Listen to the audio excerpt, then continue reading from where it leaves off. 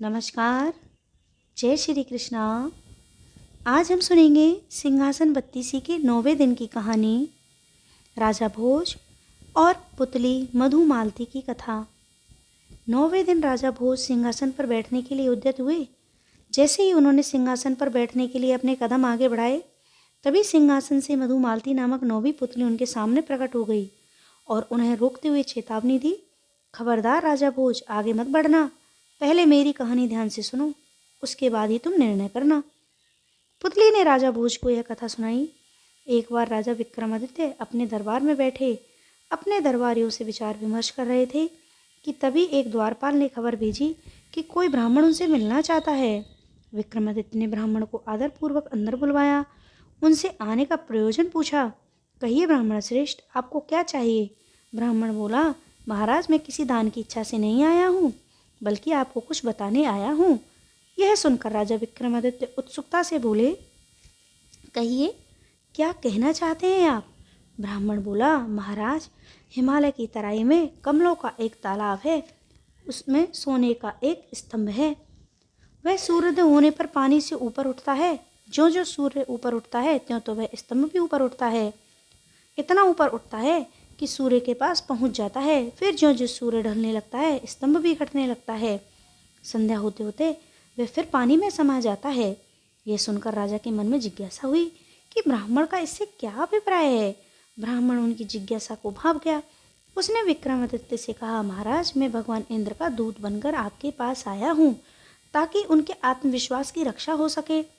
सूर्य देवता को घमंड है कि समुद्र देवता को छोड़कर पूरे ब्रह्मांड में कोई भी उनकी गर्मी सहन नहीं कर सकता। देवराज इंद्र उनकी इस बात से सहमत नहीं है। उनका मानना है कि उनकी अनुकंपा प्राप्त मृत्युलोक का राजा सूर्य की गर्मी की परवाह ना करके उनके निकट जा सकता है, और वह राजा आप हैं। ब्राह्मण की बात सुनकर विक्रमादित्य को सारी बात समझ में आ गई। उन्होंने निश्चय कर लिया कि वे अपनी जान जोखिम में डालकर सूर्य भगवान के निकट जाकर उन्हें नमस्कार करेंगे तथा देवराज इंद्र के आत्मविश्वास की रक्षा करेंगे। ब्राह्मण को ऐसे वचन देकर राजा विक्रमादित्य ने उन्हें बहुत सा धन देकर विदा किया। अगले दिन मानसरोवर की ओर जाने के इरादे से महल से बाहर आए। उज्जैन के नगर की सीमा से बाहर आते ही उन्हें राशि पोशाक साथ में आए सेवकों को दे दी और साधारण वस्त्रों में अकेले चल पड़े। एकांत स्थान पर पहुंचकर उन्होंने माँ काली द्वारा दिए गए दोनों बेतालों को याद किया।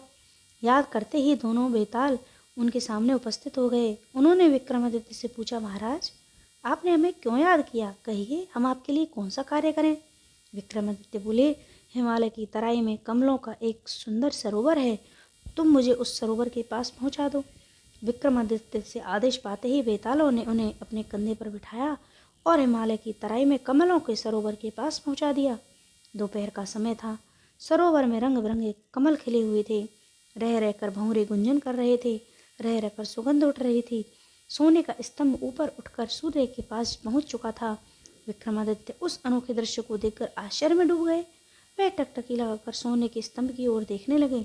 उन्हें बड़ा आश्चर्य हुआ इस दृश्य को देखा जब सूर्य ढलने के साथ स्तंभ भी घटने लगा और घटते घटते संध्या समय सरोवर के पानी में समा गया। दूसरे दिन प्रातःकाल सूर्य होने पर सोने का स्तंभ फिर जल से ऊपर उठा।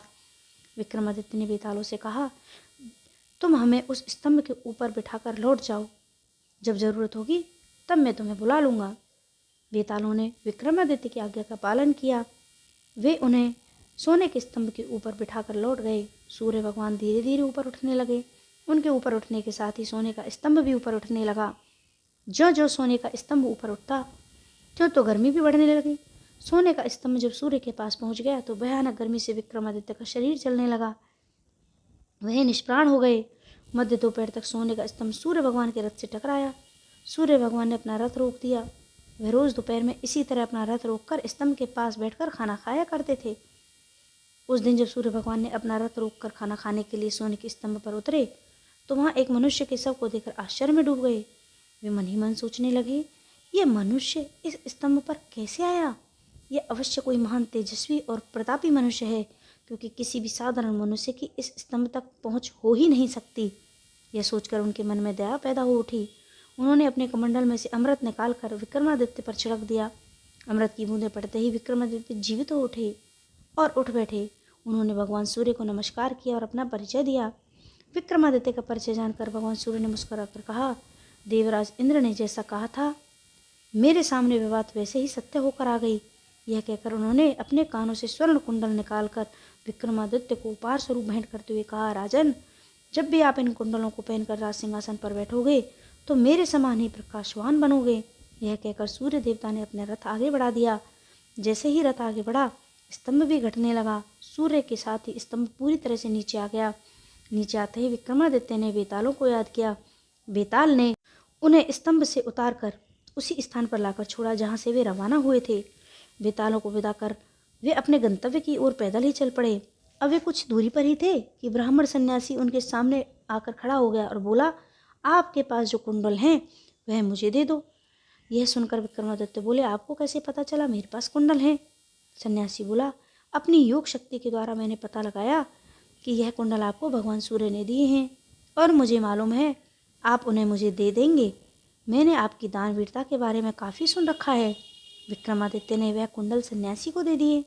सन्यासी उन्हें आशीर्वाद देता हुआ चला गया और विक्रमादित्य खाली हाथ वापस अपने राजमहल आ गए।